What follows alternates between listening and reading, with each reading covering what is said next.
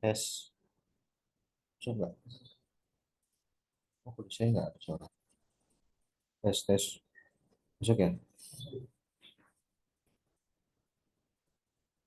Nanti ini kayaknya recordingnya nanti aja deh. Udah mau mulai. Biar nggak- Bismillahirrahmanirrahim. Assalamualaikum warahmatullahi wabarakatuh. Alhamdulillahirabbil alamin. Alhamdulillahilladzi anzalal Qur'ana bilisanin arabiyyin mubin. Wassalatu wassalamu ala rasulillahi sayyidil mursalin. Nabiyyina wa syafi'ina wa qurrati a'yunina Muhammadin wa ala alihi wa ashabihi ajma'in amma ba'd.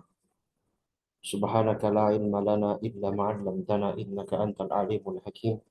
Allahumma anfa'na bima 'allamtana wa 'allimna ma yanfa'una wa zidna ilman ya rabbal alamin.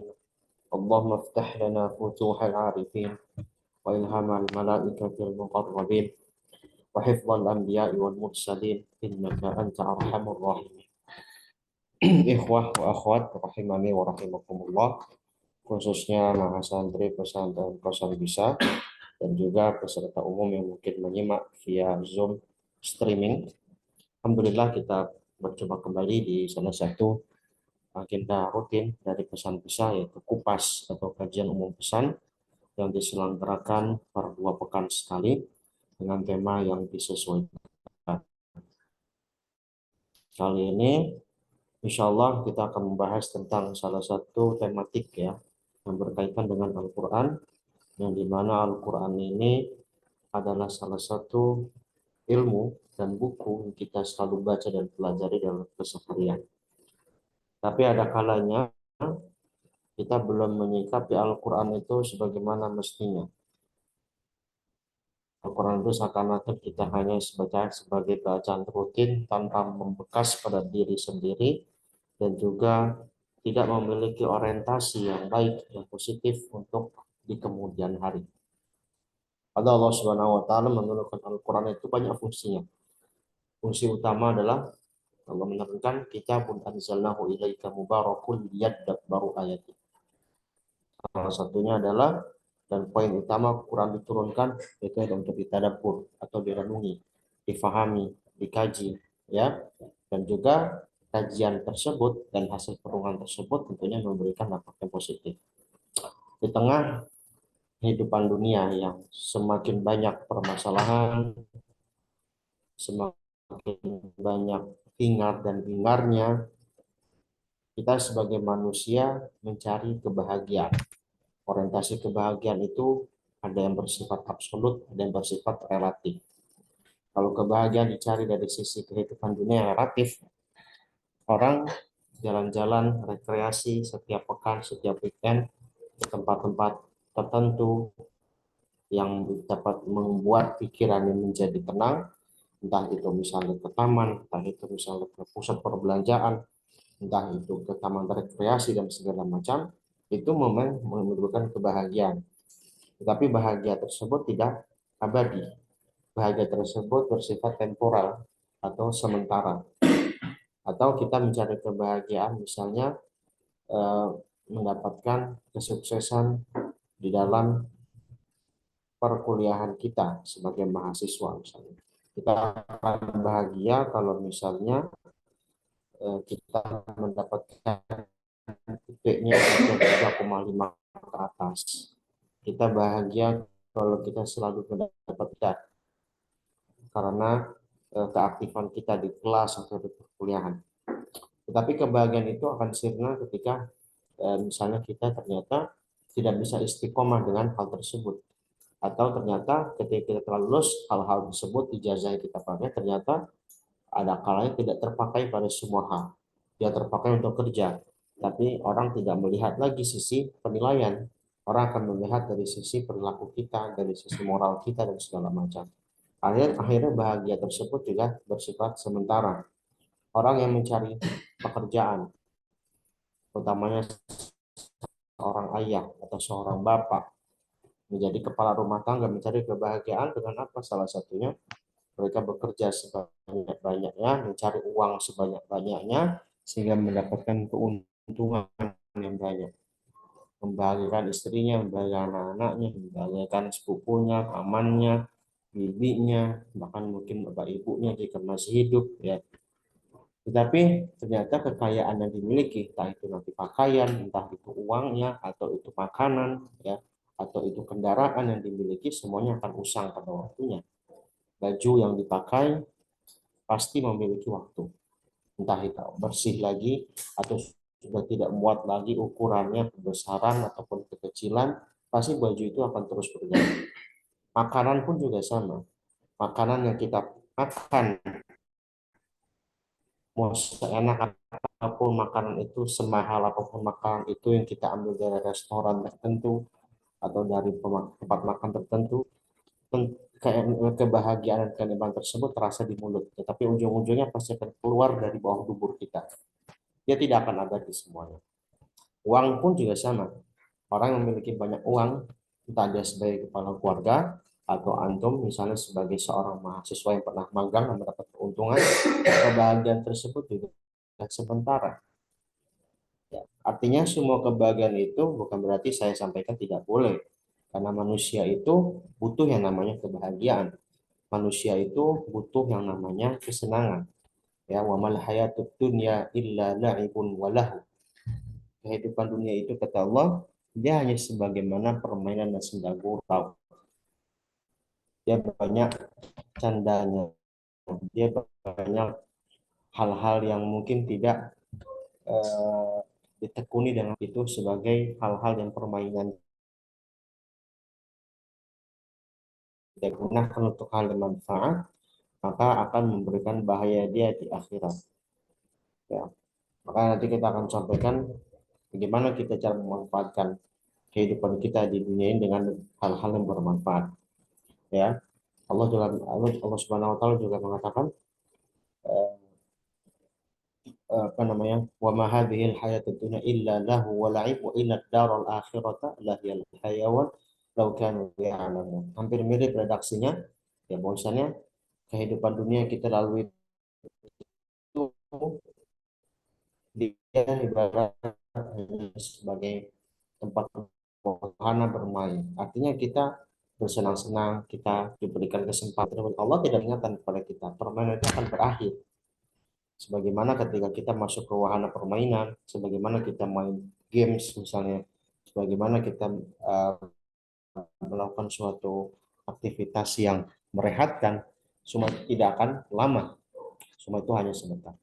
Nah, malah kita harus cari apa kebahagiaan yang hakiki, apa kebahagiaan yang bisa bertahan lama sebagai modal kita, sebagai kunci kita bertahan hingga kehidupan akhirat kita.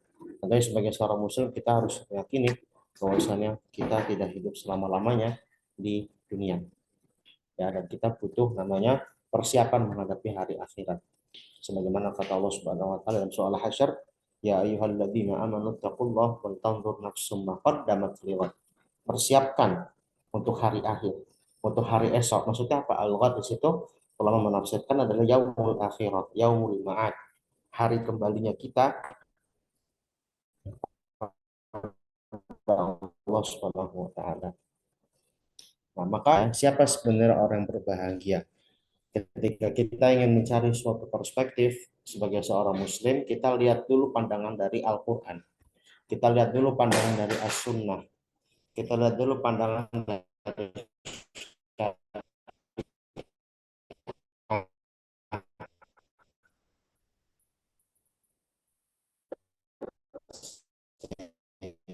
sehingga kita punya timbangan yang adil.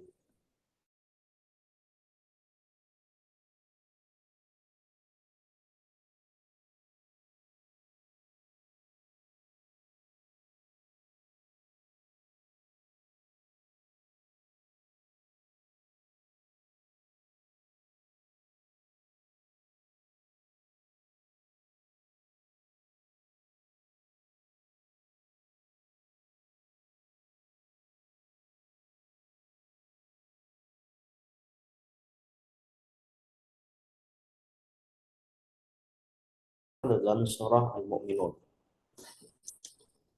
ya, ayat 1 sampai 11. A'udzubillahi qad aflahal mu'minun alladzina hum fi salatihim khashi'un walladzina hum 'anil lagwi mu'ridun walladzina hum lizzakati fa'ilun walladzina hum li furujihim hafizun illa ala azwajihim aw ma malakat aymanuhum fa innahum ghayru malumin faman ibtagha wara'a dzalika fa ulaika humul 'adun walladzina hum li amanatihim wa 'ahdihim ra'un walladzina hum 'ala salawatihim yuhafizun ulaika humul warithun alladzina yarithuna al-firdausa hum fiha khalidun. Baik, surat Al-Mu'minun, sedangkan namanya ya bermakna suratnya orang-orang beriman. Dan di awal surat ini khususnya Allah menerangkan tentang karakter orang-orang beriman yang sejati. Apa yang mereka lakukan, apa yang mereka persiapkan, apa yang mereka harapkan dari keimanan mereka. Dan Allah mengawali surat ini dengan suatu kalimat positif dan kalimat optimis. Qad aflahal mu'minun. Beruntunglah, apalagi dalam bahasa Arab di sini qad harfu taukid disandingkan dengan fi'il madhi yadullu ala at-taukid wa yadullu ala taqwiyatil makna, menunjukkan kepada penegasan, pada penguatan makna, wa yafidu ala tahqiq, juga memberikan faedah penegasan. Ya, maksudnya Allah benar mengatakan sungguh benar-benar beruntunglah orang-orang yang beriman. Di sini katakan beruntung. Oh, jadi belum masuk ya.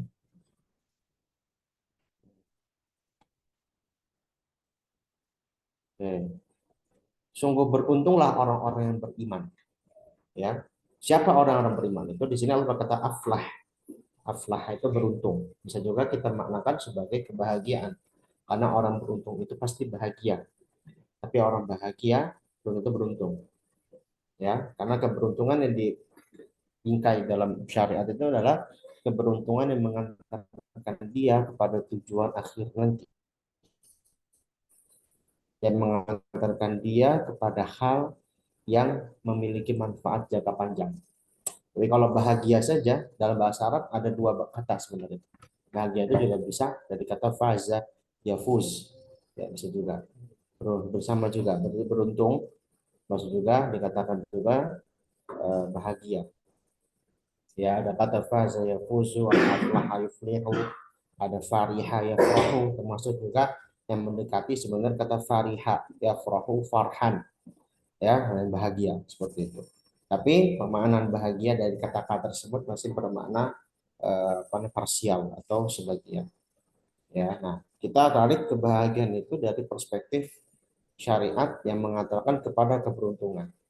Kita harapkan bahagia itu bukan sekedar bahagia tadi saya sampaikan, akan sirna pada waktunya. Maka kita cari kebahagiaan itu yang memang memiliki manfaat jangka panjang. Itu keberuntungan yang dalam bahasa Al-Quran dinamakan dengan aflah, yuflih, muflih. Orangnya adalah muflih. Ya. Oke. Apa ciri-ciri orang beriman yang beruntung? Yang pertama, alladzina hum fi salatihim khasyu'un.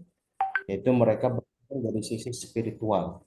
Spiritual itu berarti dia hubungan antara hamba dengan Tuhan, dengan Allah Subhanahu wa taala. Manfaat yang dia rasakan adalah untuk diri sendiri. Ya, perbuatan dia lakukan yang memiliki manfaat untuk diri sendiri. Ya, dan itu adalah kategori ibadah kalau dalam perspektif syariat ibadah mahdhah. Yang dimana definisi ibadah kata Syekhul Islam Ibnu Taimiyah ismun jami'un bima yuhibbuhullahu wa yarda. Semua nama yang itu mencakup seluruh aktivitas yang Allah sukai dan juga Allah ridhoi. Ya, ibadah. Kalau kita bicara ibadah secara umum, ya. Jadi bukan hanya sekedar sholat, termasuk ketika kita membantu sesama itu bagian dari ibadah. Tapi ibadah yang maksudnya adalah hubungan dengan Allah, itu ibadah mahdhah atau ibadah yang memiliki kaitan khusus dengan Tuhan, yang manfaatnya kita rasakan sendiri adalah bagian dari aspek spiritual, meningkatkan spirit, semangat kita, meningkatkan spirit kita dalam masalah rohani, masalah kejiwaan kita. Itu adalah orang-orang yang khusyuk dalam menegakkan sholat, ya, dan di sini memakai bentuk-bentuk fi'il khasyi'un. Artinya fi'il di sini ya dulu al istimrar. Mereka berusaha menjaga konsistensi pada perbuatan khusyuk khusyuk mereka. Jadi yang pertama, justru kebahagiaan itu bukan diraih dari banyaknya materi, bukan diraih dari IP yang tinggi, bukan diraih dengan jabatan yang bergengsi dan yang semisalnya. Allah mengatakan justru kebahagiaan, justru keberuntungan orang mukmin adalah orang yang bisa menjaga sholatnya dengan khusyuk. Beda hanya sekedar yuqimunas shalah. Ya, bedanya beda secara bahasa, secara konteks itu berbeda. Kalau yuqimunas shalah, menegakkan sholat, dia berusaha menegakkan. Artinya menegakkan itu berarti dia berusaha menjaga hak-hak sholat sebagaimana mestinya.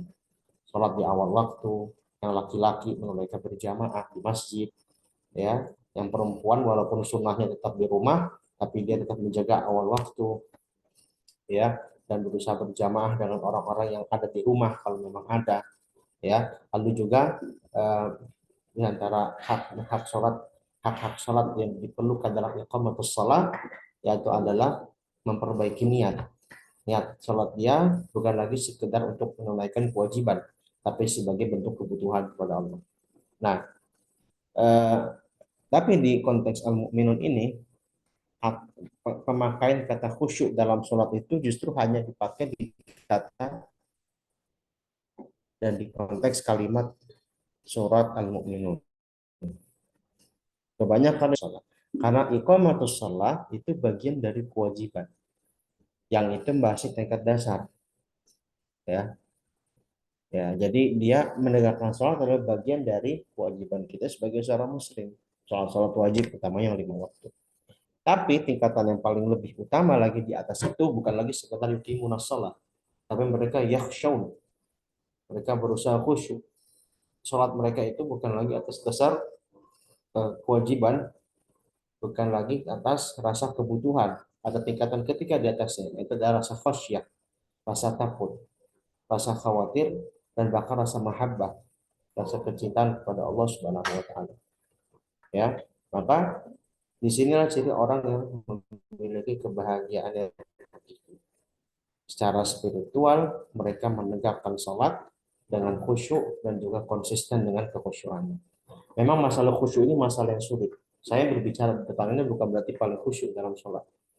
Justru ketika kita berbicara tentang kekhusyuan dalam ibadah secara umum, bukan hanya dalam sholat, misalnya membaca Al-Quran, beberapa ibadah yang perlu kekhusyuan itu ibadah-ibadah yang kita langsung ada komunikasi dengan Allah. Sholat dan juga baca Quran. Begitu pula nanti dalam rangkaian ibadah umroh ataupun haji, seperti tawaf, ya, di Ka'bah, ya, atau sa'i dan semisalnya, membaca zikir dan semisalnya. Nah, khusyuk ini memang bagian dari hal yang tidak luput dari kekurangan kita semua. Di sini para ulama akhirnya membahas apakah khusyuk itu adalah kewajiban atau sebagai penyempurna dari ibadah. Ya, kebanyakan para ulama mengatakan khusyuk itu adalah bagian dari penyempurna, mutammimatul a'mal, sebagai penyempurna dari keabsahan atau dari validasi amal tersebut, ya. Karena kalau itu menjadi kewajiban atau menjadi rukun dalam ibadah, maka kita semua nggak ada yang diterima sholat. Itu pertama. Yang kedua, ya, justru ketika kita sebagai seorang muslim mengalami rasa cobaan untuk menunaikan khusyuk, tapi masih terus mengalami cobaan tidak khusyuk, justru di situ letak keimanan kita sesungguhnya. Kenapa? Karena syaitan tidak mau kita menjadi orang yang paling khusyuk. Ya, syaitan adalah makhluk yang tidak ingin kita menjadi orang yang paling dekat sama Allah dan rajin beribadah kepada Allah dengan kekhusyuan tersebut. Justru kalau ada orang yang nggak, yang memang nggak, yang selalu khusyuk, ya, dan selalu khusyuk dan juga kekhusyuannya itu ternyata mengantarkan dia kepada kesombongan, justru itu perlu dikhawatirkan. Bukannya dia nggak digoda syaitan, tapi syaitan sudah mencari godaan dia di sisi lain, itu menjadi sisi kesombongan. Syaitan nggak, dia membiarkan dia khusyuk, tapi syaitan tidak membiarkan dia untuk ikhlas. Ya seperti itu. Maka kehusyuan itu memang tantangan bagi kita semua. Banyak cara membahas tentang khusyuk. Ya di antara cara khusyuk ya kita misalnya fokus pandangan kita ketika sholat. Ya di sini juga ada sisi fikih para ulama berbeda pendapat. Apakah sholat itu kita menghadap ke kiblat, berarti kita matanya pandangan ke depan kiblat, atau kita menghadap ke tempat sujud. Ya dalam mazhab Syafi'i itu dianjur justru menghadap ke tempat sujud. Ya pada mazhab Hambali justru dia menghadap ke kiblat. Jadi kalau ada orang sholat kesannya itu nggak ke tempat sujud tapi dia nggak ke depan gitu ya, ke depan kiblat. Itu ada pendapat mazhab yang menampung hal tersebut. Ada ulama yang memberikan jalan pertengahan ketika sholat di Ka'bah, di Masjidil Haram di depan Ka'bah itu kiblat kita semua, maka kita sholatnya ketika di Ka'bah menghadap ke Ka'bah. Tapi kalau misalnya di luar Ka'bah, akan di Masjidil Haram tapi nggak bisa melihat Ka'bah karena kepenuhan bagian belakang, maka kita udah ke tempat sujud. Sebenarnya tujuannya agar pandangan kita tidak kemana-mana. Jadi jaga pandangan. Hanya dua itu yang diperbolehkan. Pandangan ke arah kiblat atau mengarah ke tempat sujud. Selainnya tidak boleh. Ya, begitu pula di antara cara khusyuk adalah kita memahami bacaan sholat, minimal dikir-dikir yang kita baca. Nah, dikir-dikir mulai dari iftitah, mulai dari Al-Fatihah, rukun sholat, itu bagian dari Quran, lalu juga nanti tasbih-tasbih yang ada di ruku, sujud, hingga tahiyat, dan sekian segala macam. Nah, adapun surat-surat pendek atau surat-surat panjang yang dibaca setelah sholat kan hukumnya sunnah. Di sini memang perlu tingkatan lanjut untuk memahami itu, karena memahami Quran secara full 30 juz itu butuh waktu. Yang paling minimal kadar-kadar wajib atau kadar-kadar sunnah yang ada di sholat dalam waktu yang ringkas. Itu kayak dikit-dikit kan pendek. Ya, memahami ya, menjawab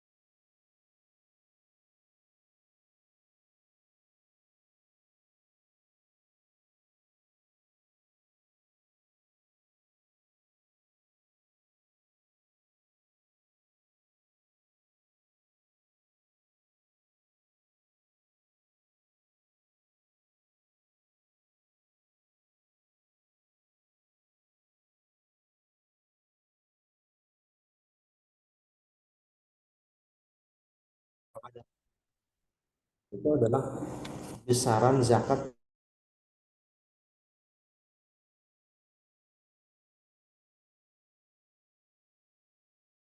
yang dikeluarkan. Besaran zakat yang dikeluarkan. Adapun syaratnya harus berapa sampai nisabnya tidak ada. Syarat tadi ya selama dia terpenuhi kebutuhan pokok ya bagi keluarganya.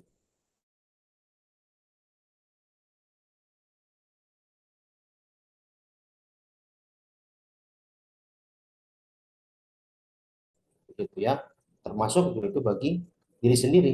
Karena yang mungkin tidak punya keluarga ya, mungkin karena ya berada di daerah terpencil dan segala macam. Ketika dia memungkinkan menunaikan itu ada lembaga yang bisa menaungi dia atau dia bisa memberikan langsung kepada fakir miskin yang dia dapati ya, maka dia wajib bayar kecuali dia nggak bisa mampu sama sekali. Nah, mungkin kan orang yang tinggal sebatang kara umumnya tidak mampu untuk hal itu seperti itu ya. Nah kalau zakat mal baru dia memiliki apa namanya memiliki batas-batas tertentu. Intinya zakat ditunaikan itu bagian dari kepedulian sosial. Kalau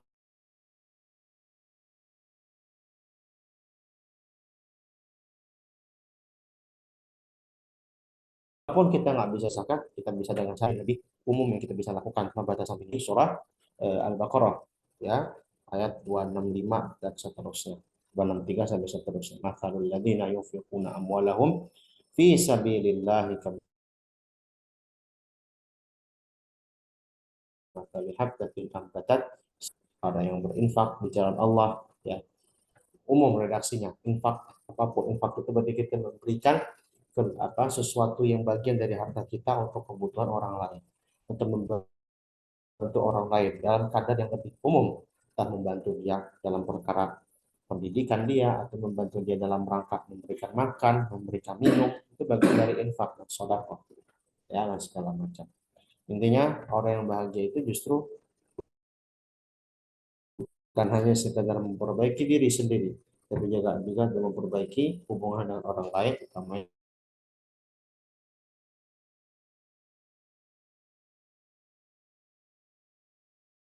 untuk menggunakan materi. Ya, kan bahkan kita dianjurkan untuk apa menjadi orang yang berkecukupan. Ingat berkecukupan bukan harus kaya. Ya, karena beda antara berkecukupan dengan kaya. Walaupun kaya pun juga tidak menjadi permasalahan.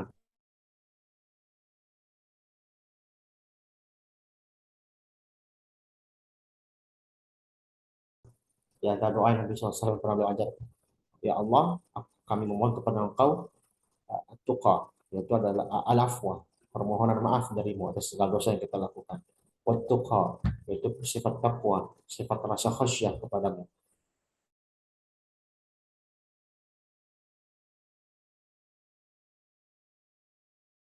Wal afaf, sikap kehormatan diri dan juga al-ghina, yaitu adalah sikap kita untuk merasa cukup atas Allah yang berikan kepada kita ya segala macam. Nah, berkecukupan itu bisa jadi orang yang memiliki harta banyak dia merasa cukup.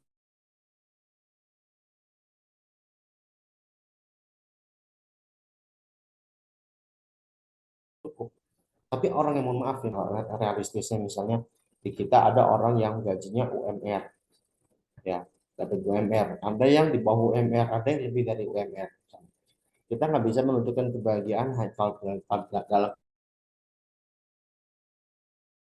pandangan materialisme yang orang yang bahagia tentunya orang yang dikasih UMR gitu kan tapi dia harus dapat gaji UMR di atas UMR pasti dia bahagia terus orang yang di bawah itu atau dia pas-pasan kerja nggak bahagia nah itu standar yang parsial kalau kita sebagai seorang muslim ya, kita boleh mempunyai harapan untuk dapat gaji yang lebih misalnya ketika nanti kita bekerja atau misalnya di sini ada yang bekerja yang sudah bekerja memiliki penghasilan kita mengharap ada nominal-nominal kita harapkan. Tapi ingat itu bukan sebagai tujuan kita dalam hidup. Karena di setiap harta yang kita miliki, di setiap gaji yang kita dapati, ada hak orang lain di situ yang kita harus tunaikan. Ya, ada hak orang lain yang kita harus berikan. Entah dari sisi zakat, dari sisi sedekah. Ketika kita belum bisa zakat,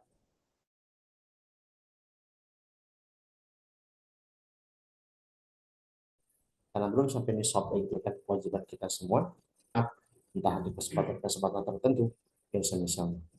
Maka disitulah kebahagiaan kita bisa dapatkan. Berikutnya etika dan moral, apa yang kita lakukan berikutnya untuk bisa mendapatkan kebahagiaan yang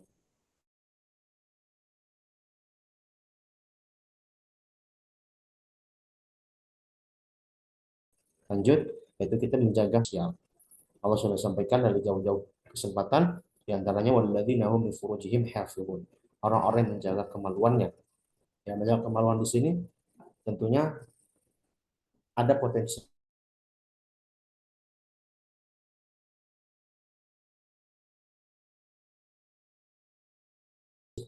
yang mengarah pada hal itu. Sesungguhnya Allah itu telah menetapkan bagi anak Adam itu potensi untuk berbuat zina. Zina itu tidak harus dengan kemaluan, mohon maaf ya. Zina itu bisa dengan berbagai hal dari anggota tubuh kita. Ya, fazina ul ainaini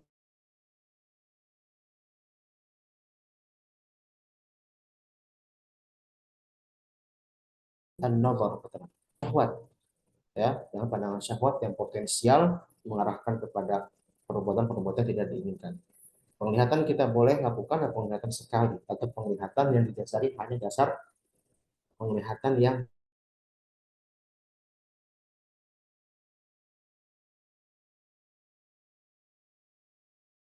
sekilas atau penglihatan yang tanpa didasari tidak bisa eh, terus-menerus terpisah dengan lawan jenis dalam keseharian kita. Maka berikutnya apa? Fazina berikutnya nanti adalah di antara zina berikutnya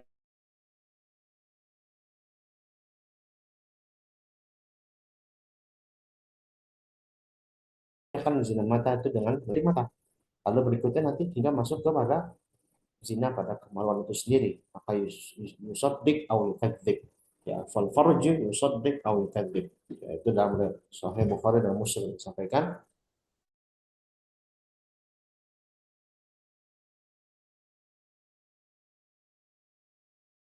Maka nanti akan dilihat dari sebelum kita sampai ke tahap itu, potensi itu kita harus putus demi sedikit, sedikit demi sedikit. Ya, jangan sampai kita pada tahap yang tadi disampaikan, gitu ya. Nah, maksudnya berarti menjaga etika moral, menjaga pergaulan. Ya, ingat, Islam tidak melarang kita untuk berinteraksi dengan lawan jenis, karena itu sesuatu yang realita terjadi.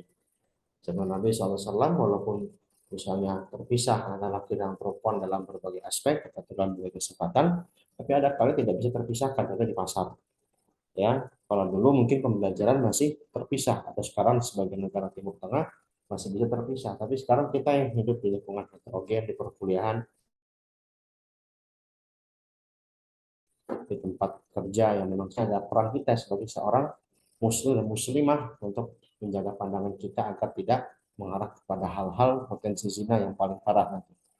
Ya, zina yang dihukum itu adalah pada perbuatannya, perbuatan yang disebabkan oleh perbuatan kemaluannya.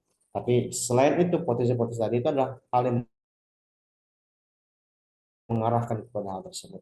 Apakah itu berdosa tadi misalnya zina mata, zina pikiran, terus zina termasuk zina tangan dan kaki yang mengarahkan kepada hal itu? Tentunya dia ada bagian dosa tersebut. Ya, Allah tuh sudah menetapkan itu dalam artian kita punya potensi itu karena emang kita punya syahwat, manusia punya syahwat, tapi syahwat itu disalurkan harus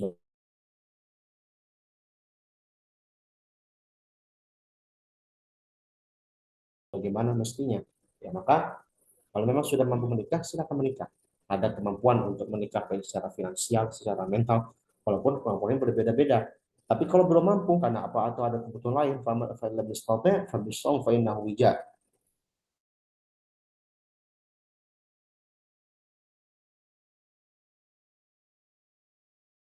berbanyak puasa sunnah. Ya, perbanyak juga macam ulama-ulama yang bahkan tidak sempat menikah, bukan nggak mau nikah, tidak sempat menikah. Karena mereka saking sibuknya dari ilmu sampai mereka lupa untuk nikah. Itu saking mereka tenggelamnya dengan ilmu.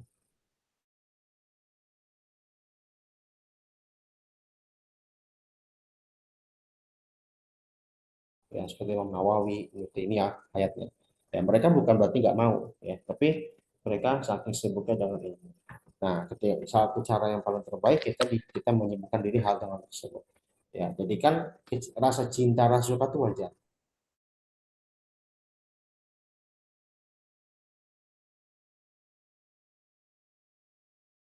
tanam saja pada diri kita, tapi jangan benarkan. Ya, termasuk hal yang paling mengarah kepada perbuatan zina nanti apa? Kholwat, berdua-duaan di tempat sepi, nggak ada orang, dengan alasan pengen ngomongin program kerja, pengen alasan pengen pengen kerja kelompok, hati-hati. Kalau kerja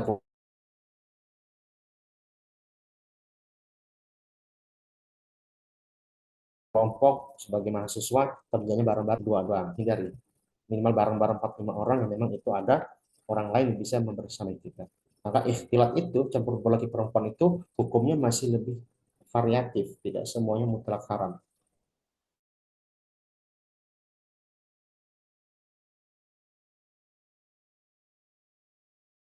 Ya, istilah campur bukan mahram atau perempuan bukan mahram kita dengan tujuan-tujuan tadi, dan itu yang akan mengantarkan pada perbuatan tersebut. Ya, maka kita menjaga kita, kehormatan diri kita dari perbuatan-perbuatan tersebut. Gitu ya. Nah, ini adalah 3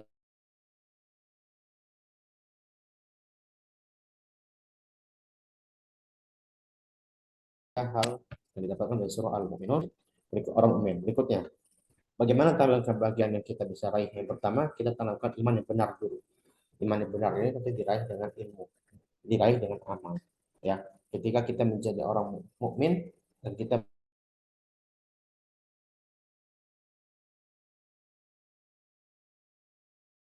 meyakini keimanan kita lakukan, maka yang paling penting nanti al-imanu bil ghaib, khususnya kepada bil yaumil akhir. Ya, itu iman yang paling mengarahkan kita untuk lebih bertindak hati-hati, bertindak lebih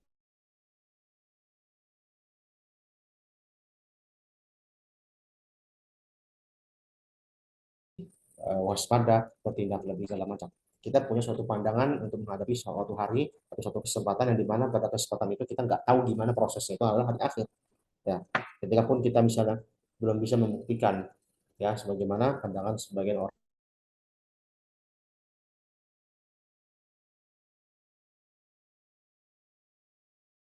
orientalis atau orang-orang kafir adanya kiamat, adanya surga dan neraka, karena itu bagian dari mitos atau bagian dari sesuatu yang nggak bisa dibuktikan secara metafisik, maka kita jawab dengan bentuk realita yang kita hadapi.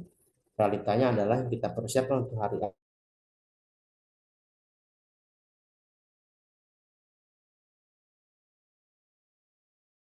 akhir, yang dimana perbuatan kita lakukan itu adalah perbuatan yang kita lakukan untuk kebaikan diri kita dan orang lain, bukan perbuatan yang sia-sia.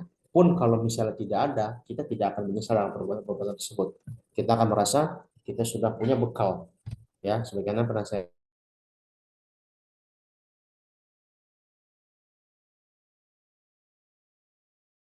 pernah sampaikan di pengertian salah di jalsah.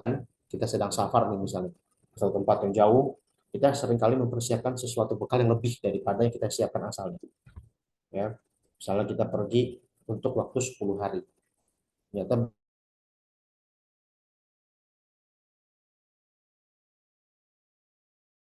baju kita siapkan nggak 10 tapi kita siapkan 20 misalnya, itu alternatif nantinya, macam-macam barang kita siapkan, ternyata sampai hari H selesai perjalanan kita tidak memakai itu semua. Ya, apakah ada kerugian bagi kita? Mungkin di sisi kita merasa menyesal atau merasa rugi, ngapain banyak, kita sudah melakukan sesuatu yang kita bisa antisipasi. Ya, persiapan itu didahulukan daripada ketidakyakinan. Ya, sama seperti misalnya bawa payung, salah di musim hujan misalnya. Bawa payung kemana-mana, ya hujan sekalipun, setidaknya payung itu kalaupun nggak bisa untuk menaungi hujan, kita bisa menaungi dari panasnya matahari, ataupun bisa kita pakai sebagai tongkat kalau kita buat jalan segala macam. Ada hal yang kita bisa carikan untuk alternatif. Begitu pula untuk hari akhir. Maka keimanan yang benar akan melahirkan kebahagiaan yang hakiki. Berikutnya amal soleh. Tadi berkaitan dengan hal tersebut, tidak harus wal jamaah meyakini bahwasanya perbuatan kita adalah bagian dari cara kita mendapatkan rahmat Allah Subhanahu wa taala. Keimanan yang benar dan amal soleh adalah cara kita mendapatkan rahmat Allah. Maksudnya apa? Maksudnya berarti kita belum jaminan sebenarnya untuk mendapatkan surga dari amal soleh kita. Belum jaminan. Tapi itu sebagai sarana atau sebagai wasilah kita. Ya. Nanti di akhirat ketika Allah hisap kita semua, Allah akan Allah akan memberikan kesempatan kita untuk melihat bagaimana timbangan amal kita. Ya, kita sudah pernah baca di soal qari'ah al-haqqah tentang orang-orang yang diberikan kitab dari sebelah kanan, dari sebelah kiri. Ada yang timbangannya berat dengan kebaikan, ada yang ringan dengan kebaikan. Ya, dan ada satu peran yang menjadikan penentu kita masuk ke dalam neraka. Itu bukan amal, tapi rahmat. Rahmat itu berarti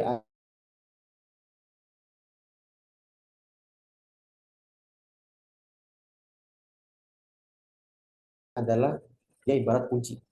Nah, ibarat amal itu ya kita lakukan itu adalah pribadi kita yang sedang menuju suatu pintu.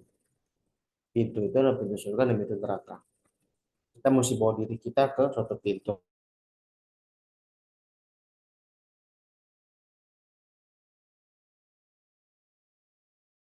atau ke suatu tempat. Kita bawa diri kita. Kita butuh kunci. Sementara kuncinya yang megang adalah yang punya rumah misalnya. Konteksnya misalnya ini adalah kontrakan atau asrama yang ada punya yang dipunyai oleh seseorang, kita numpang tinggal, kuncinya dipegang oleh yang bersangkutan.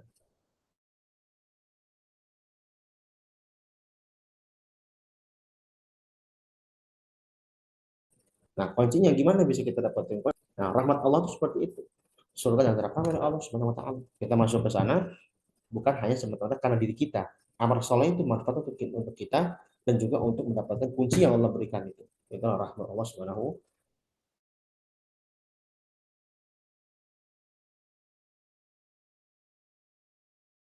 wa taala. Maka kebahagiaan nanti yang kita bisa punya potensi hidup yang bermanfaat.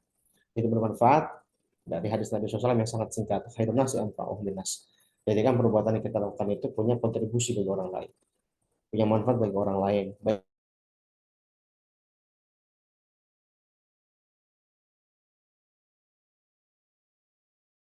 itu bagi keluarga, baik itu saudara ataupun yang ya. Jadi orang yang seperti benda mati atau seperti mohon maaf seperti binatang. Kenapa? Benda mati atau binatang itu mereka itu kesannya ada tapi tiada. Tiadanya kenapa? Karena mereka secara tidak memberikan manfaat orang yang berhadapan dengannya. Contoh kayak dinding. Dinding ini memang memiliki manfaat bagi bangunan, tapi secara spontan itu punya manfaat daripada kita. Hubungan timbal balik dengan kita ada nggak? Nggak ada. Dinding misalnya. Kursi, ya dia buat menyangga sesuatu, masuk kita duduk. Tapi selain duduk, ya, atau perbuatan lain apa yang bisa dilakukan untuk diri kita? Setelah kita duduk, apakah dia bermanfaat pada kita? Enggak. Hewan pun juga sama. Entah itu kucing, entah itu apa. Mungkin satu sisi dia lucu, satu sisi dia memiliki suatu hal yang membuat kita senang kepada dia. Kita harus menjaga apa mereka sebagai makhluk Allah yang disayangi atau dijaga. Tapi mereka berikan manfaat khusus kepada kita, enggak. Ya, seperti itu. Anjing pun yang dikatakan hewan yang paling setia, gitu kan, dibandingkan dengan kucing. Dia tetap aja dia paling manfaatnya menjaga misalnya keamanan atau misalnya memburu mangsa yang menyerang pemiliknya dan segala macam. Tapi dia nggak bisa memberikan manfaat lebih kecuali hal itu, karena itu adalah bagian dari insting dia sebagai hewan, gitu ya. Yang lainnya tidak bisa memberikan hal tersebut, ya. Artinya apa? Manusia itu jangan sampai seperti itu. Jadi terkesannya pasif, ya, terkesannya pasif. Ya. Hidup manfaat itu kita berusaha aktif, ya, dan segala macam.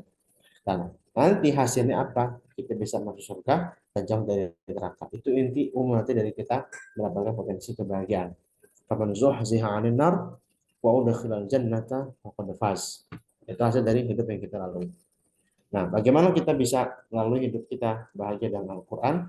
Pertama, jadikan Al-Quran sebagai pedoman utama kehidupan. Pedoman utama itu berarti cara implementasi analisis adalah kalau kita belajar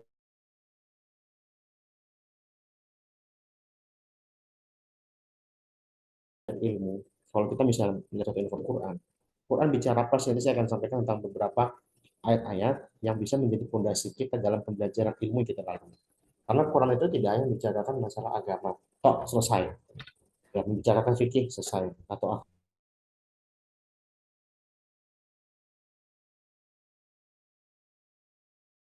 akidah selesai.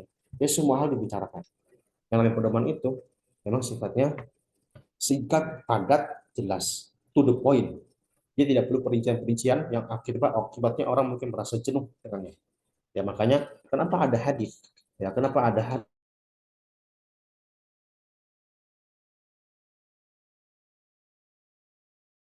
Kenapa ada penjelasan tafsir, Quran dan segala macam? Jawabannya sederhana, menjelaskan pedoman yang masih singkat, yang itu butuh dipahami oleh orang-orang lain. Bukan berarti Quran itu tidak cukup. Quran sudah cukup. Ya, Quran itu sudah cukup. Dia wahyu dari Allah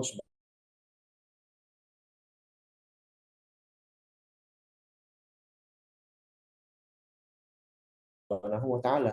Tapi kemampuan kita yang butuh interpretasi atau memahami itu. Orang memahami itu dari mana ilmunya? Dari Rasulullah. Rasulullah kepada sahabat, sahabat kepada tabiin terus bersumber seperti ahli-ahli tafsir. Contohnya, ahli tafsir itu dapat ilmunya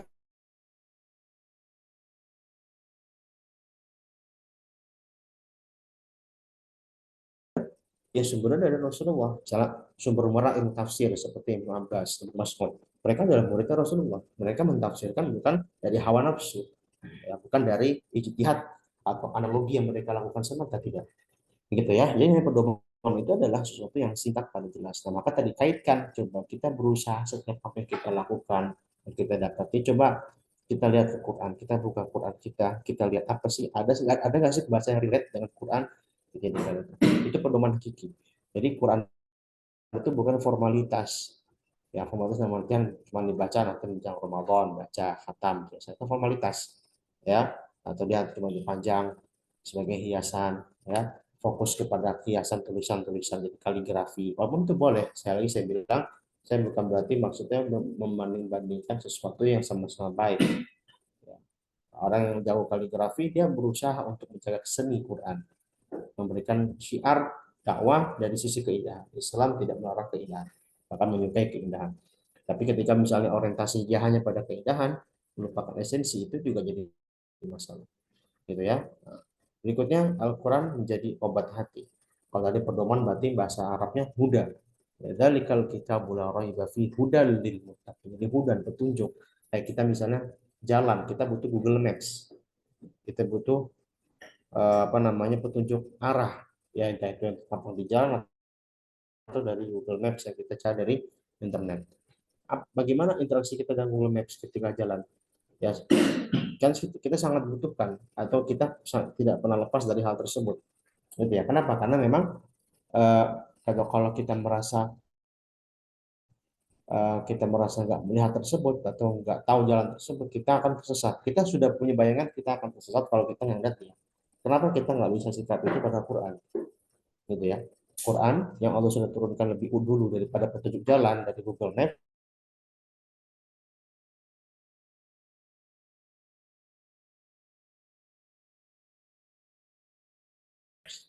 itu hanya dijadikan formalitas, hanya kami dari agama misalnya. Ada yang saya perlu cari tahu, saya biar ilmu saya ini nggak jadi kayak seperti orang sekuler yang memisahkan antara ilmu umum dan ilmu agama. Saya perlu pengen dong petunjuk jalan dari Quran, kita lihat pedoman ke Quran.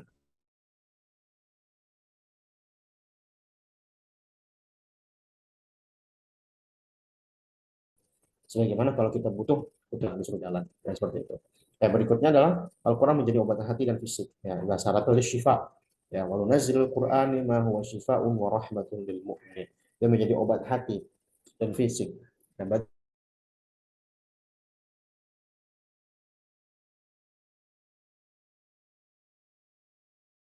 jadi kalau menjadi obat itu masuk contohnya ya rukyah itu adalah bagian dari syariat yang mulia. Ya, di antara rukyah yang kita bisa lakukan misalnya Al-Fatihah dan bacakan Al-Fatihah, kita membacakan Al-Ikhlas, Al-Falaq, An-Nas ketika bisa mengalami sakit. Cukup kita misalnya kita punya luka yaitu segala macam. Kita bisa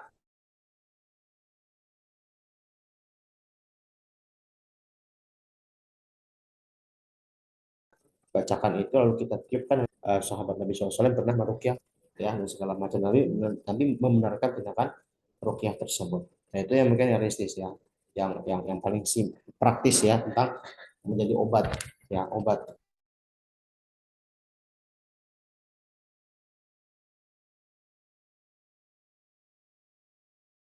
Artinya itu berarti obat fisik ya.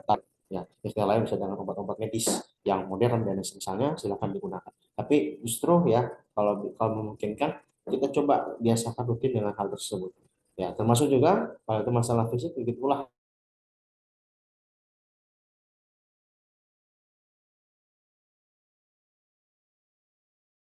hati. Kenapa hati saya kok merasa atau bahkan merasa gak khusyuk? Mungkin saya kurang baca Quran. Misalnya kita merasa suka iri sama orang lain, saya kok merasa sombong dengan kebaikan yang saya miliki ya. Nah, mungkin kita kurang baca Quran atau kita menjadikan Quran sebagai obat. Gimana cara jadi obat? Ya kita baca terjemahannya kalau minimal. Kita lihat maknanya apa sih? Ya, karena kan sebenarnya terjemahan itu sesuatu yang sudah dibuat secara ringkas dan langsung pada intinya. Ya, sekarang sudah banyak Quran-Quran yang dibuat dengan minimalis konsepnya, minimal kita tahu. Ya, jadi memang nggak cukup kalau kita baca Arabnya saja, harus baca pemahaman atau tanya kepada yang ahli, kepada guru kita. Ya, kita tanya ustadz kita, tanya sama ustazah kita, apa ayat yang bisa menenangkan saya, apa ayat yang bisa menenangkan saya. Kadang mohon maaf sekali, kita tuh lebih sering dengan perkataan orang daripada perkataan Allah dan Rasul. Banyak sekali quotes-quotes dari fulan, yang itu mohon maaf juga orang-orang muslim ya kan, tentang apa namanya, purify your heart, berikan apa namanya, murnikan hati, tentang apa namanya, tentang kejiwaan, tentang apa namanya, kind of soul ya kan, tentang hati yang baik. Itu banyak perkata-perkata dari ahli psikologi modern dari kalangan orang-orang barat. Saya tidak mengatakan tidak boleh, tapi kenapa kita lebih menjauhkan mereka daripada Quran dan perkataan para ulama kita atau perkataan Rasulullah Nabi SAW. Kita tuh lebih sering bahkan jadikan quotes-quotes di medsos kita, perkataan-perkataan mereka daripada perkataan Allah dan Rasulnya dan para ulama kita. Karena justru itu adalah pedoman kita, itu obat kita. Akhirnya kita lebih senang dengan perkataan orang, bahkan itu orang-orang non-muslim, orang-orang kafir, daripada kita memahami firman Allah Subhanahu wa taala. Terus kita pakai alasan saya belum paham. Kenapa Anda belum paham sampai sekarang sudah berusia 20 tahun? Apakah tidak ada waktu kita memahami ayat Allah? Apakah tidak ada waktu kita untuk mengkaji ayat Allah? Apakah tidak ada waktu Anda bertanya kepada ahli ilmu? Jawabannya sederhana. Ya, bukan masalah kita nggak paham, tapi kita nggak paham, itu masalahnya.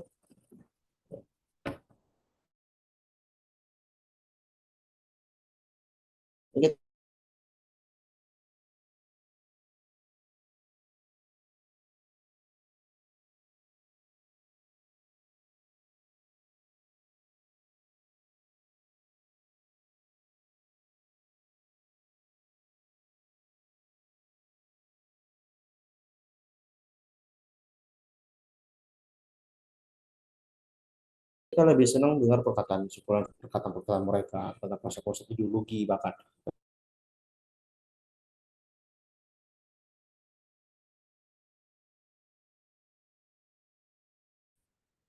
Itu yang menjadi muskilah ya sampai sekarang. Oke.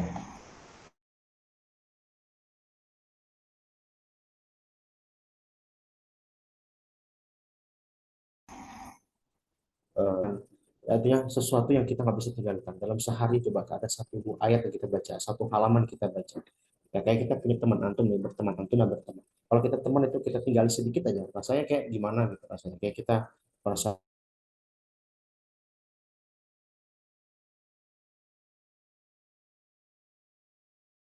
merasa gelisah dan segala macam. Makanya kayak kursi itu paling minimal sekali. Paling lebih lagi berarti baca Quran di luar waktu sholat. Jadi jangan baca Quran yang dimaksud tuh kalau bisa ya jangan cuman sekedar di waktu-waktu yang memang wajib atau memang dibutuhkan pada saat itu. Misal ibadah kayak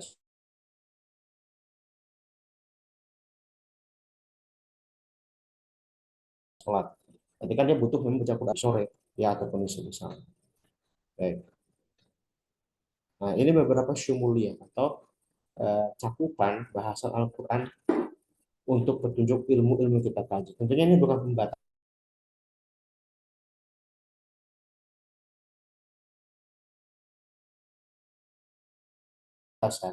Ya, ini bukan pembatasan tersebut. Ya, misalnya tentang agama, konsep teologi, keyakinan, etika, hukum. Ya, ada 1 sampai 20 tentang hakikat orang beriman, orang kafir, orang munafik. Ya, kalau misalnya di Al-Araf 99 tentang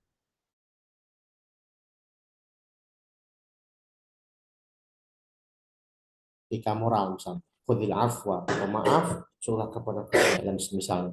Terus tentang sejarah, sejarah ini masih bahasa yang banyak, tapi pernah saya bahas juga di pesan 12 khususnya, Al-Quran bukan kitab sejarah, tapi dia membahas sejarah. Sama seperti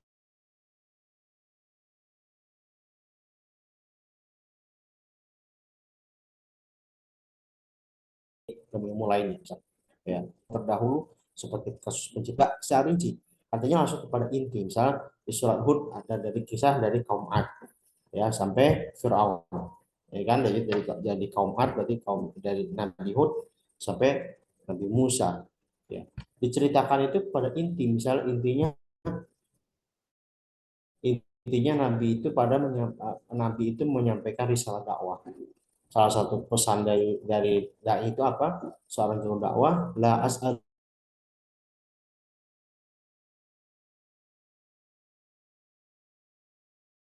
alaihi ajra in ajriya illa ala Musa. Apa yang disampaikan misalnya tentang potensi atau sifat pendakwah, dia tidak mengharapkan keuntungan materi. Dia berdakwah hanya untuk Allah, untuk keuntungan umatnya, untuk mencari ridha Allah dan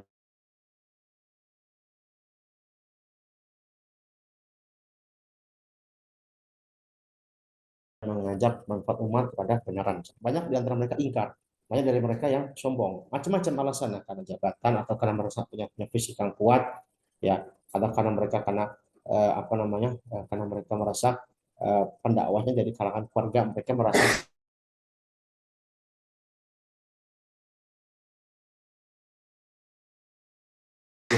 yang dakwah adalah suaminya. Itu macam-macam alasan itu disampaikan. Ya, langsung kepada inti.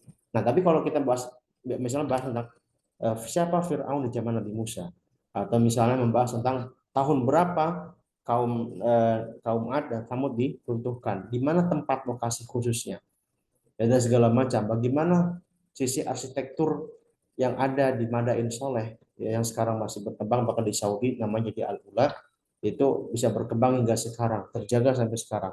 Nah, itu bahasan dalam ilmu sejarah, artinya dia dibahas secara khusus. Al-Quran ini sebagai pedoman, pokoknya petunjuknya seperti ini ya begini. Kita ambil intinya dan kita ambil pemahaman. Apalagi surat yang paling full menerangkan kisah seorang itu adalah kisah Nabi Yusuf. Ya, menceritakan tentang kehidupan dia dari kecil hingga dia menjadi Azizul Misr, menjadi bendahara Mesir, bagaimana dia dari yang terpuruk menjadi orang yang paling dimuliakan ya seperti itu. Tentang sains misalnya. Kadang kita belajar sains itu sesuatu yang kadang kita rasa harus pada pandangan barat dan segala macam. Padahal banyak tokoh-tokoh itu dari kalangan muslimin. Tentang matematika ada hitung-hitungan. Saat misalnya seperti Allah menceritakan tentang Al-Kahfi yang sering kita baca malam Jumat misalnya atau hari Jumat. Walbithu fi kahfihim thalathah sinina walbithu fi kahfihim thalathah mi'atin sinina wasdadu tis'ah. Ketika Allah Subhanahu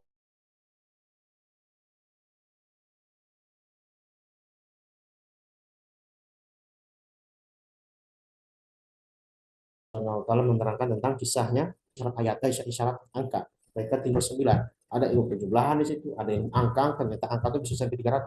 Bahkan tentang kisah Nabi Nuh. Fala bithafim alfasanati illa khamsina ama. Di surat Al-Ankabut.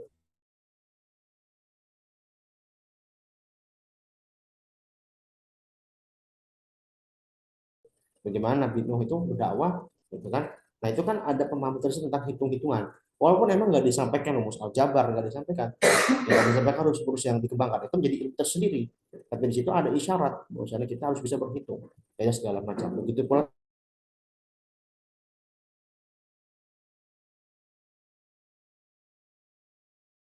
kata-kata zakat, ya bagaimana sudah aku diberikan, ya bagaimana anas samawati wal kanat ratqan fafataqnahuma, yang tadinya mereka jadi satu kesatuan lalu dipecahkan. Itu lebih ada di surat Al-Anbiya 30 sampai 30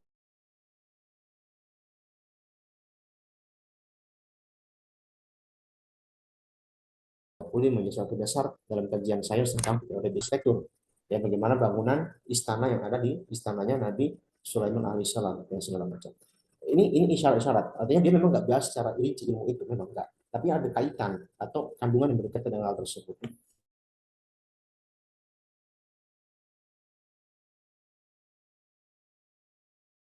ekonomi dan bisnis. Ada di pembahasan tentang atau ya, sampai ada wa qul i'malu fasayarallah. Bekerjalah engkau, bekerja manusia, kita bekerja, kita beraktivitas. Ya, fasayarallahu a'malakum wa rasuluhu wal mu'minun. Tsumma turaduna ila alimil ghaibi wasyahadah fa yunabbiukum ma kuntum ta'lamun.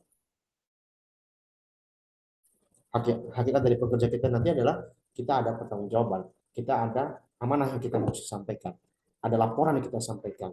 Kalau dunia misalnya kita dimintai LPJ, kita dimintai laporan RAB kalau keuangan, maka di akhirat kita akan dimintai dengan hal yang sama. Ya, justru manusia ketika kita bekerja kita menjadi saksi bagi manusia yang lain. Ya, saksi bagian bahwasanya saksi bahwasanya kita ini orang yang memiliki manfaat bagi orang lain, bukan orang yang menjadikan menyusahkan orang-orang lain karena kita tidak bekerja. Apa kita nggak bekerja nanti orang jadi mengemis, minta-minta dan segala macam. Memang bekerja itu kita butuh sama orang lain, kita makhluk sosial, kita butuh sama orang lain. Tapi kebutuhan kita dalam pekerjaan adalah bagian dari kemuliaan karena kita ada usaha,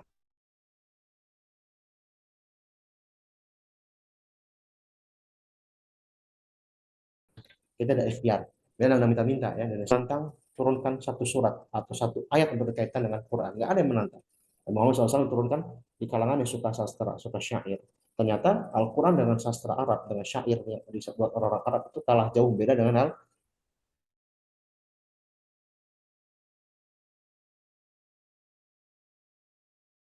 tersebut. Termasuk juga dalam penyampaian ibadah hasanah lisan, tata bagaimana penggunaan kata itu penggunaan kata yang bisa dipahami orang, penggunaan kata yang ada retorika, itu bagian dari sastra, bagian dari bagaimana kita menjaga tata bahasa. Ya, makanya masuk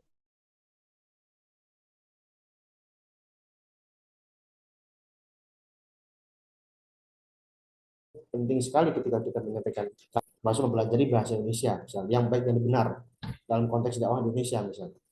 Kurang baik kalau kita menyampaikan ilmu tapi kita nggak paham bahasa Indonesia yang baik dan benar, baik itu secara tulisan ataupun lisan. Karena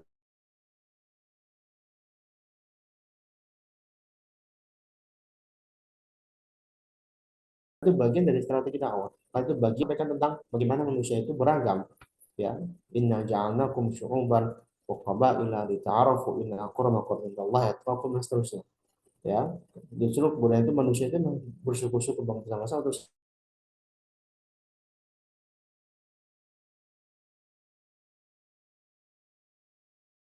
saling mengenal, adanya akulturasi, mengenal dan menghargai perbedaan di antara manusia atas kebudayaan dan terbelakang ada. Sosial politik, ya, tentang konsep musyawarah. Nah, musyawarah. Hakikat sosial dan politik yang kita kembangkan itu dekatnya akan menjadi suatu hal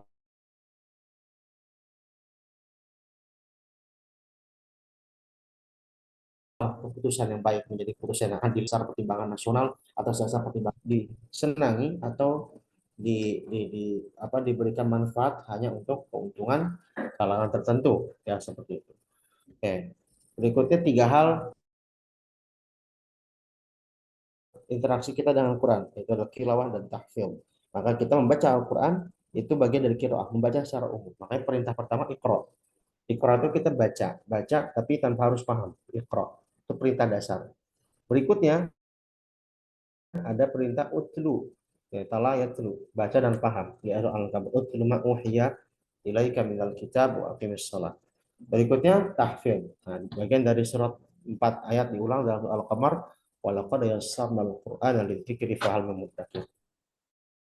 Artinya menghafal itu sebenarnya bagian dari tingkatan yang lebih di atas atau tingkatan yang berkelanjutan. Inti dari kita nanti adalah tiga tahap ini menjadi suatu hal yang saling berkesinambungan dan disesuaikan dengan kemampuan. Ketimbul pertanyaan misalnya, mana yang kita dahulukan dalam proses kita interaksi dengan Al-Quran? Apa kita benar bacaannya atau paham makna? Kalau kita masih tak paham permulaan,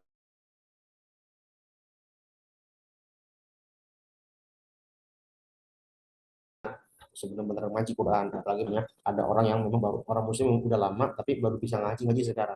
Tahap dia itu jangan terlalu diarahkan kepada pemahaman makna itu. Artinya pemahaman makna itu perlu untuk hal-hal yang umum saja, literal saja, yang kita tahu isi Quran. Tapi fokusnya ke bacaan.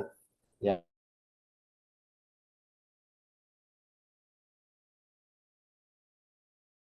kadang ada orang yang meremehkan dua hal ini. Kadang mempermasalahkan orang yang bagus pemahaman tapi bacanya nggak benar atau bacanya kurang. Itu ada.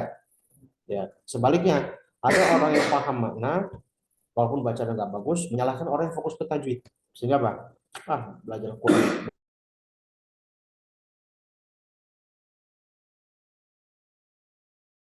buat baca tajwid doang. Padahal nggak pas sebagai orang umum, ya orang umum, kita mencari potensi yang paling minimal.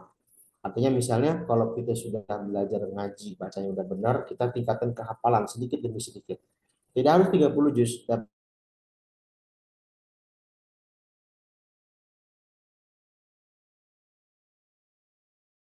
tapi hafal itu tujuannya untuk meningkatkan cara dekat dengan Quran. Terus satu lagi, kita nanti kalau kita bisa paham bahasa paham Quran. Nah, belajar bahasa Arab itu tidak harus sampai tingkat yang tinggi ya. Tingkat tinggi maka harus sampai menjadi tingkat kita pakar karena bahasa Arab enggak. Yang penting kita tahu, oh ada kata-kata mungkin kalau kita nggak baca terjemah pun kita bisa paham. Akhirnya kita semakin lebih mudah paham, semakin bisa lebih apa namanya menghayati kan yang semisalnya. Nah kecuali kalau kita yang menjadi pakar, ya, maka apalagi menjadi ahli tafsir, maka itu dia harus butuh pemahaman pada 7 sampai 12 cabang ilmu yang memang dia harus kuasai. Maka bedakan antara ahli tafsir dan pengutip tafsir. Kalau ahli berarti dia memang bisa menafsirkan sendiri dengan kemampuan ilmunya. Jadi dia memang misalnya sebagian ahli tafsir seperti di Indonesia seperti Buya Hamka punya kitab tafsir ya, terus misalnya tafsir An-Nur ya, terus juga tafsir Quraisy Shihab Al-Musbah dan segala macam. Beberapa para ahli tafsir Indonesia itu memang mereka punya kemampuan untuk mentafsirkan kalimat ayat itu dengan kemampuan mereka. Tapi seahli-ahlinya tafsir zaman sekarang, mereka tetap punya kutipan dari tafsir sebelumnya. Jadi ada pendekatan analisis dengan hal tersebut. Ya, seperti itu. Begitu pula para ahli tafsir sebelumnya. Itu ahli tafsir, dia punya kemampuan menafsirkan sendiri. Nah, kalau kita nggak sampai tahap pakar, kita mengutip. Nah, jadi jangan sampai kita menafsirkan menurut saya tafsir itu begini-begini. Menurut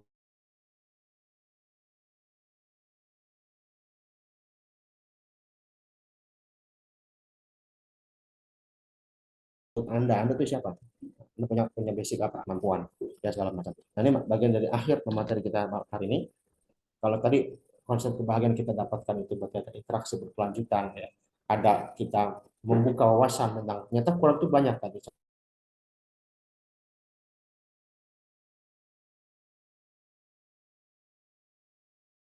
contoh-contoh yang tadi saya sampaikan. Misalnya membuka itu dengan bacaan kita dan kajian kita, maka Al-Quran juga lawannya bahagia berarti dalam masalah atau kecemasan. Kita juga harus cari ya apa sih ada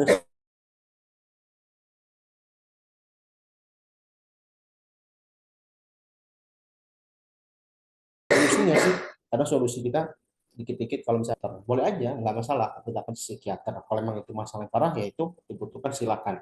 Cuman ada tahap yang fundamentalis sih, tahap yang fundamental, tahap yang fundamental yang pokok yang kita bisa lakukan. Kenapa kita nggak coba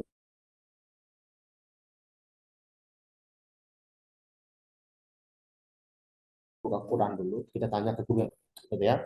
Nah, kayak misalnya kemiskinan terjadi ini saya masalah nasional ya, jadi biar lebih umum dan bisa terbaik dengan hal tersebut. Kayak kemiskinan, sebenarnya sudah disampaikan solusinya di Al-Maun ya. Kita sering baca Al-Maun ara'aital ladzi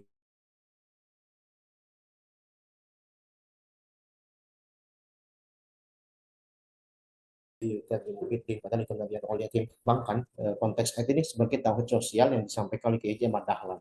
Ini menjadi salah satu spirit ya, utamanya untuk Muhammadiyah mengembangkan dakwah itu bukan berbasis dakwah politik atau dakwah yang berbasis kultural, tapi juga dakwah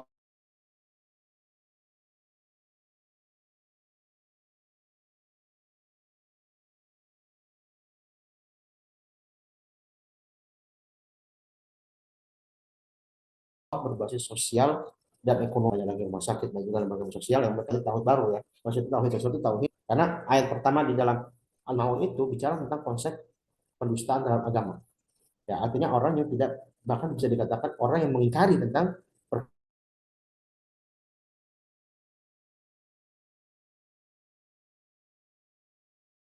perkara agama. Berarti secara langsung kan lawannya berarti orang yang nggak mencari subhanahu wa ta'ala. Yang disampaikan pertama kali bukan orang yang lalai sholat. Al-Ma'un ayat 4 baru bilang orang yang lalai sholat. Atau orang yang mencari hari akhir. Bukan itu dulu disampaikan dalam konsep ini. Justru apa? Orang yang dalam masalah sosial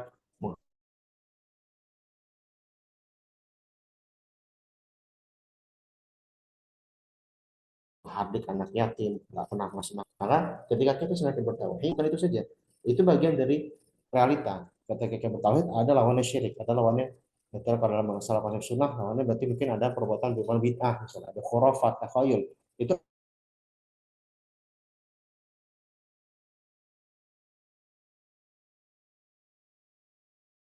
konsep ideologis segala macam.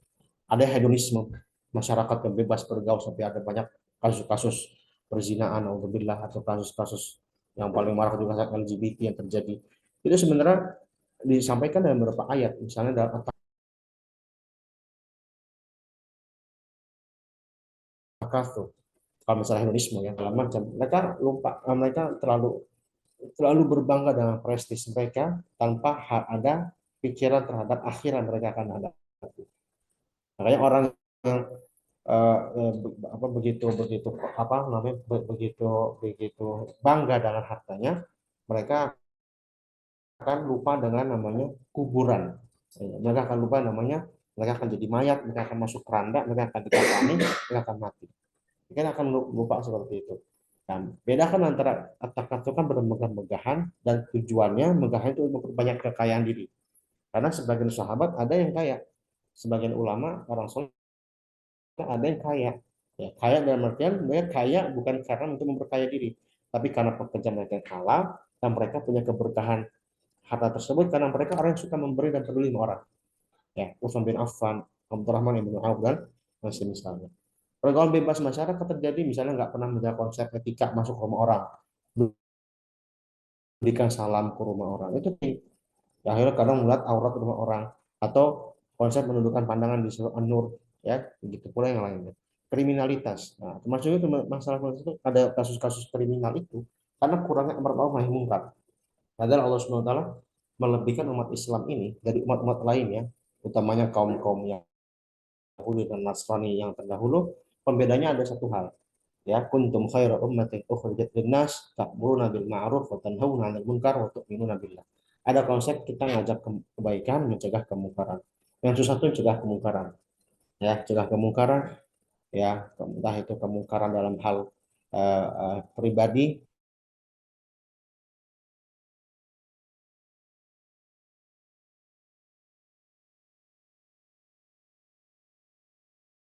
dalam menunaikan syariat, atau kemungkaran yang nggak pakai jilbab, sama muslim nggak pakai jilbab. Ini sebenarnya bagian dakwah, ya, bagian dakwah. Di antara bentuk kita nahi mungkar adalah, ya, kita berusaha memberikan cara nahi mungkar dengan cara yang elegan. Nah, misalnya kita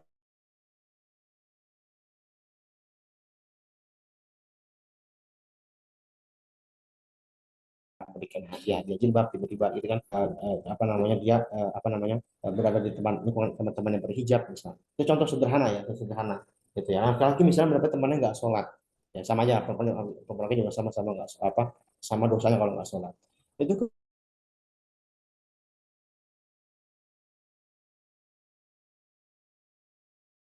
kemungkaran, mungkar pribadi dia dan melakukan syariat nongkrong. Kita ikut nongkrong, kita ajak sholat yuk. Kalau sholat kita misalnya kita lagi jalan-jalan, yuk jalan, tapi pas lagi jalan kita ajak sholat dulu baru kita lanjutin. Nah, kadang-kadang juga kita terpaksa dalam itu bagian dari apa nahi mungkar, sekaligus kita mengajak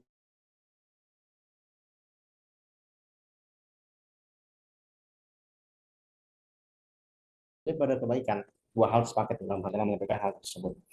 Nah, tapi yang perlu ada perlu kalau dulu di Saudi ada namanya polisi syariah, ya, Hay'ah Amar Ma'ruf Nahi Mungkar, khusus menangani pelanggan-pelanggan syariat. Nah, di kita kan mungkin susah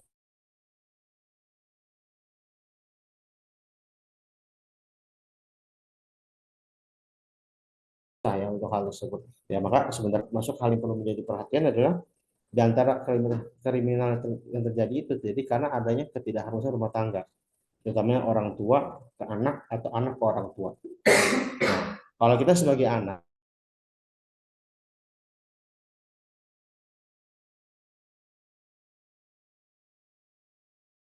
coba kita perbaiki mungkin orang tua. Lihat apa sih kesalahan kita? Karena orang tua. Kenapa kita selalu kok kayak ke sana nggak kita tuh selalu dijauhkan dan segala macam. Coba kita introspeksi. Coba kita cari dulu alasan-alasan untuk dekat sama orang tua. Kalau kita udah nggak dekat sama orang tua, maka kita seakan-akan nggak punya bisa bebas melakukan segala hal. Contoh kayak kasus begal. Kasus-kasus bukan terjadi di sekitar kita. Itu banyak-banyak anak-anak, memaaf, anak-anak yang masih broken home, banyak anak-anak yang bahkan usianya di bawah antum semua. Anak-anak 14 tahun, 15 tahun masih kecil-kecil, tapi udah bawa parang, udah bawa pisau buat bunuh orang, untuk ngambil hak orang. Kenapa mereka bisa begitu? Karena mereka nggak punya sandaran. Keluarga mereka rusak segala macam. Orang tuanya mungkin bercecok segala macam. Maka apalagi di sini kalau ada orang tua, maka perhatikan Anda pada orang tua, sebagai orang tua kepada anak. Jika ada permasalahan pada anak, jika ada masalah dengan anak, ya, dengan istri, termasuk dengan suami, maka jadikan coba saling memahami, cari saling memberi solusi. Jangan dibiarkan itu menjadi hal yang terus-menerus dibawa keluar, sehingga yang merasakan mudarat itu bukan kita, tapi orang lain. Semua permasalahan rumah tangga selesaikan di dalam rumah tangga. Jangan dibawa ke luar. Dah, jangan diumbar di medsos, itu maksud kita. Sekarang banyak sekali konten-konten yang membicarakan aib rumah tangga, itu masalah. Baik itu orang tua kepada anak, suami ke istri ke suami, anak ke orang tua, sama aja. Ya, nah kita kalau sebagai anak minimal seperti itu. Ya, bagi kita yang sudah remaja, udah dewasa, tapi kita belum menikah, ini jadi pelajaran ke depan. Ya, justru keharmonisan rumah tangga itu untuk menjaga peradaban, menjaga keamanan. Makanya doa di Al-Furqan itu apa? Rabbana hablana min azwajina wa dzurriyyatina qurrata a'yun. Qurrata a'yun, penyejuk hati, yang didahulukan bukan anak dulu, bukan keturunan dulu, tapi azwaj, pasangan dulu, suaminya dulu, istrinya dulu, baru anak-anak, baru keturunan. Ya,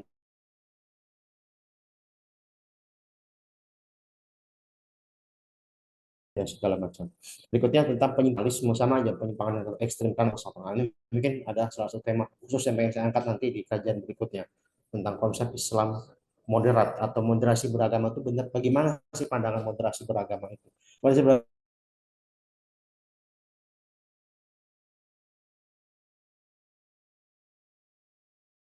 beragama itu yang kita moderasikan bukan Islamnya, Islam. Ya, ada orang yang menafsirkan ayat-ayat orang kafir, malah tujuan untuk orang-orang mukmin. Ya, tentang konsep neraka kekal.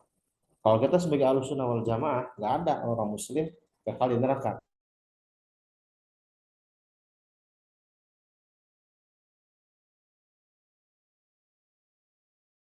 Ya, kecuali kalau ada banyak dosa, tapi dia masih punya keimanan, dosa yang banyak masuk neraka, tapi nggak khalidina fiha. Ya, misalnya. Berikutnya yang terakhir, ketidakadilan penegakan hukum. Kita suka teriak-teriak pemerintah nggak adil, ya segala macam. Di satu sisi kita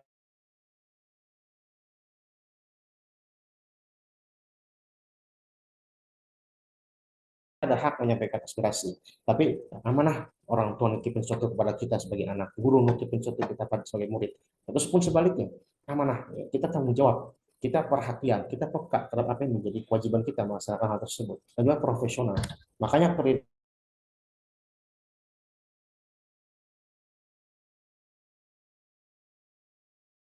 adil itu selain dari Anisa 58, adul amanati ila ahliha, tentang konsep kepemimpinan. Tapi di An-Nahl 90 itu konsepnya umum untuk semua orang. Innallaha ya'muru, yang suka dibaca di akhir khutbah Jumat. Innallaha ya'muru bil adli wal ihsan wa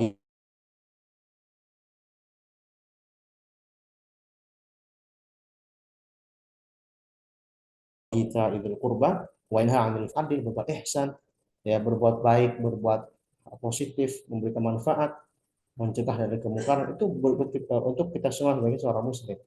Ya, jadi bukan buat pemimpin. Jadi adil itu kenapa bisa penegakan hukum keadil? Masyarakat kita masih banyak yang belum adil. Ya, kita bisa menuntut, kita bisa menyuarakan keadilan, tapi kita harus introspeksi. Nyata kita kadang nggak amanah, kita nggak profesional profesional dalam bekerja, dalam belajar. Ya, perlu profesional itu, misalnya dalam masalah tepat waktu, masalah kedisiplinan, entah itu mengerjakan tugas, itu punya proyek, ya segala macam. Kita profesional. Kalau kayak gitu-gitu kita suka remehkan, maka yang namanya hukum itu akan dianggap diabaikan pada hakikat, pada realitanya. Ya seperti itu. Wallahu a'lam bishawab. Ya, ya ini bagian apa namanya, beberapa eh, obat hati kita kalau kita mengalami gundah gulana dan segala macam. Ada 5 hal yang ini pernah saya sampaikan di kajian sebelumnya. Kita baca Quran dalam keadaan buruk. Kalau kita coba gundah, coba dari sekarang biasakan, kalau kita lagi masih lagi susah, lagi sedih, coba baca Quran, terjemahnya kita dalam tadabbur, itu berarti kita merenungi banget. Ya, kita cari apa pemaknaan, atau kita cari kontekstualitasnya. Bisa dengan pemahaman kita pemahaman kita yang kita bisa dapat dari itu, atau kita bertanya pada guru, atau kita melihat dari tafsir. Dan oh, ada relasinya dengan pembahasan ini. Banyak berpuasa, puasa sunnah, ya, namanya sholat malam, ya, terus juga banyak doa waktu sahur. Ya, sahur itu nggak harus makan, ya, tapi waktu sahur itu maksudnya waktu sebelum subuh. Mustajab dan mujalah sholihin. Ini dawaul qalbi, ya, kata Imam Syekh Ibrahim Al-Khawas. Baik, ya, ini penutup dari saya.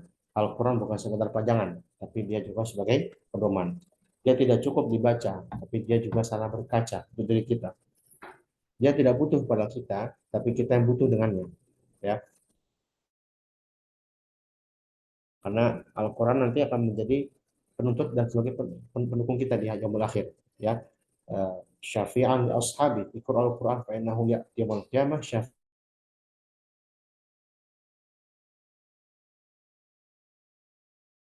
ashabi. Maksud doa Nabi SAW pernah belajar yang untuk melawan hujjatun alaiya wala hujjatan hujjatun, Allah menjadikan hujjatan li wala hujjatan alaiya. Allah jadikan Quran sebagai hujjah bagiku, bukan sebagai hujjah melawanku. Bedanya hujjatun li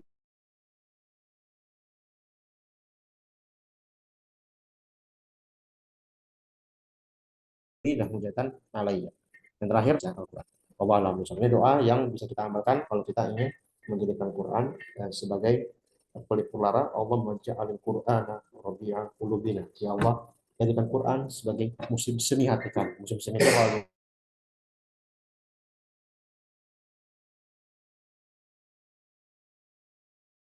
negara musim, dia sebagai musim wa nuros cahaya dari hati-hati kami yang mungkin suka gelisah, suka baper, ya, suka labil dan segala macam. Wa jala'a ahzanina, penyembuh pelit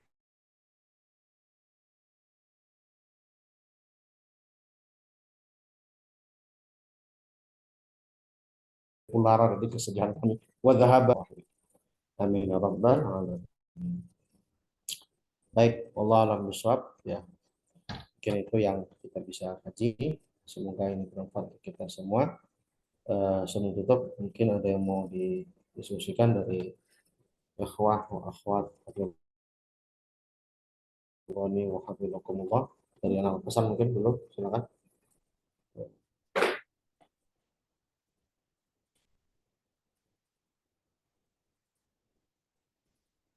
Baik, tidak ada ya. Mungkin cukup kalau begitu. Dari yang di Zoom mungkin ada yang mau disampaikan.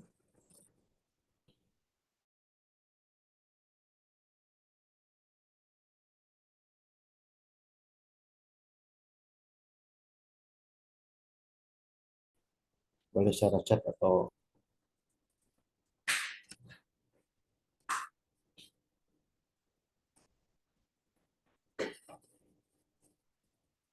baik. Kalau begitu demikian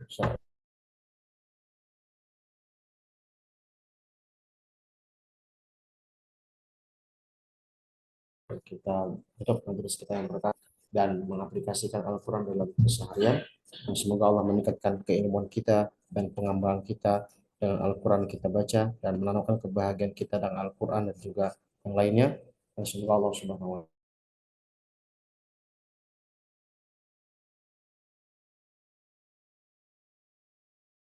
Ta'ala menjadikan Quran sebagai pelipur semoga mudahkan segala urusan kita di dunia maupun di akhirat. Amin ya rabbal alamin. Subhanallahi bihamdik, asyhadu an la ilaha illa anta, astaghfiruka wa atubu ilaik. Assalamualaikum warahmatullahi wabarakatuh.